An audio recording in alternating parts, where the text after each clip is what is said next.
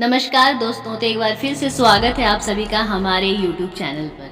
25 मार्च से चैती छठ पूजा शुरू होने वाली है, तो मैंने सोचा कि क्यों ना इस संदर्भ में मैं छठ पूजा से रिलेटेड ऐतिहासिक कहानी आपके सामने लेकर आऊं। तो चलिए छठ महापर्व से रिलेटेड कुछ पौराणिक कथाओं पर एक नज़र डालते हैं। त्योहारों के देश भारत में कई ऐसे पर्व हैं जिन्हें काफ़ी कठिन माना जाता है और इन्हीं में से एक है लोक आस्था का महापर्व छठ, जिसे रामायण और महाभारत काल से ही मनाने की परंपरा रही है।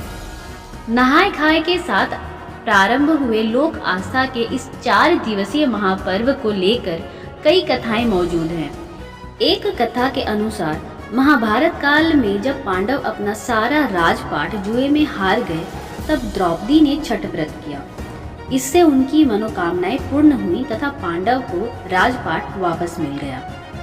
इसके अलावा छठ महापर्व का उल्लेख रामायण काल में भी मिलता है। एक अन्य मान्यता के अनुसार छठ या सूर्य पूजा महाभारत काल से की जाती है। कहते हैं कि छठ पूजा की शुरुआत सूर्यपुत्र कर्ण ने की थी। कर्ण भगवान सूर्य के परम भक्त थे। मान्यताओं के अनुसार वे प्रतिदिन घंटों कमर तक पानी में खड़े रहकर सूर्य को अर्घ्य देते थे। सूर्य की कृपा से ही वे महान योद्धा बने। किंवदंती के अनुसार ऐतिहासिक नगरी मुंगेर के सीता चरण में कभी मां सीता ने 6 दिनों तक रहकर छठ पूजा की थी। पौराणिक कथाओं के अनुसार 14 वर्ष वनवास के बाद जब भगवान राम अयोध्या लौटे थे, तो रावण वध के पाप से मुक्त होने के लिए ऋषि मुनियों के आदेश पर राजसूय यज्ञ करने का फैसला लिया। इसके लिए मुग्दल ऋषि को आमंत्रण दिया गया था, लेकिन मुग्दल ऋषि ने भगवान राम एवं सीता को अपने ही आश्रम में आने का आदेश दिया। ऋषि की आज्ञा पर भगवान राम एवं सीता स्वयं यहाँ आए और उन्हें इसकी पूजा के बारे में बताया गया। मुग्दल ऋषि ने मां सीता को गंगा छिड़क कर पवित्र किया एवं कार्तिक मास के शुक्ल पक्ष षष्ठी तिथि को सूर्य देव की उपासना करने का आदेश दिया। यहीं रहकर माता सीता ने 6 दिनों तक सूर्य देव भगवान की पूजा की थी। लोक आस्था और सूर्य उपासना का महान पर्व छठ 4 दिवसीय त्योहारों की शुरुआत नहाय खाए की परंपरा से होती है। यह त्योहार पूरी तरह से श्रद्धा और शुद्धता का पर्व है। इस व्रत को महिलाओं के साथ साथ पुरुष भी करते हैं। 4 दिनों तक चलने वाले लोक आस्था के इस महापर्व में व्रती को लगभग 3 दिन का व्रत रखना होता है, जिसमें से 2 दिन तो निर्जला व्रत रखा जाता है। छठ को पहले केवल बिहार, झारखंड और उत्तर भारत में ही मनाया जाता था, लेकिन अब धीरे धीरे पूरे देश में इसके महत्व को स्वीकार कर लिया गया है। छठ पर्व षष्ठी का अपभ्रंश है, इस कारण इस व्रत का नामकरण छठ व्रत हो गया। छठ वर्ष में 2 बार मनाया जाता है, पहली बार चैत्र में और दूसरी बार कार्तिकेय माह में। चैत्र शुक्ल पक्ष षष्ठी पर मनाए जाने वाले छठ पर्व को चैती छठ और कार्तिक शुक्ल पक्ष षष्ठी पर मनाए जाने वाले पर्व को कार्तिकी छठ कहा जाता है। इस पूजा के लिए 4 दिन महत्वपूर्ण है: नहाय खाए, खरना या लोहंडा, सांझा अर्घ्य और सूर्योदय अर्घ्य। छठ की पूजा में गन्ना, फल, डाला और सूप आदि का प्रयोग किया जाता है। मान्यताओं के अनुसार छठी मैया को भगवान सूर्य की बहन बताया गया है। इस पर्व के दौरान छठी मैया के अलावा भगवान सूर्य की पूजा आराधना होती है। कहा जाता है कि जो व्यक्ति इन दोनों की अर्चना करता है, उनकी संतानों की छठी मैया रक्षा करती हैं।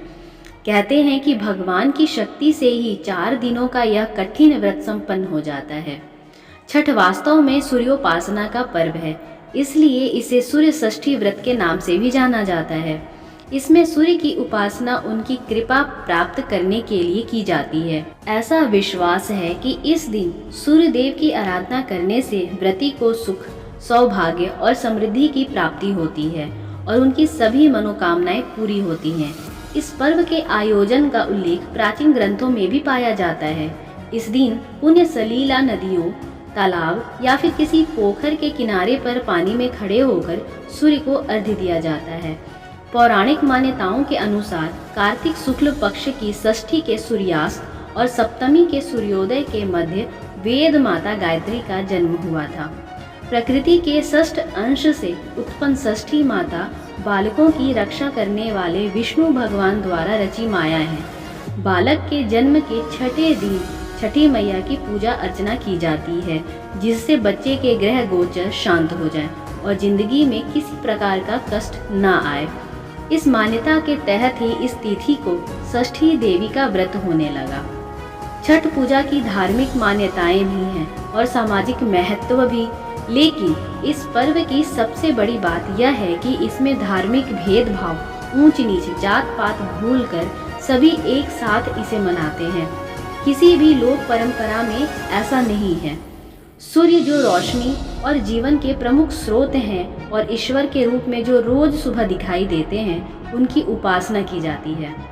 इस महापर्व में शुद्धता और स्वच्छता का विशेष ख्याल रखा जाता है और कहते हैं कि इस पूजा में कोई गलती हो तो तुरंत क्षमा याचना कर लेनी चाहिए, वरना तुरंत सजा भी मिल जाती है।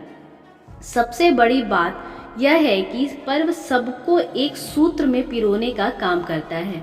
इस पर्व में अमीर गरीब, छोटे बड़े का भेद मिट जाता है। सब एक समान एक ही विधि से भगवान की पूजा करते हैं।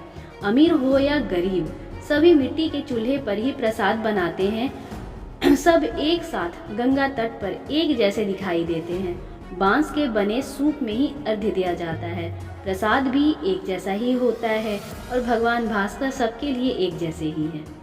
तो आज के वीडियो में बस इतना ही। मिलते हैं अपने अगले रोचक भरी कहानियों के साथ। तब तक के लिए मुझे आज्ञा दें। बाय बाय दोस्तों।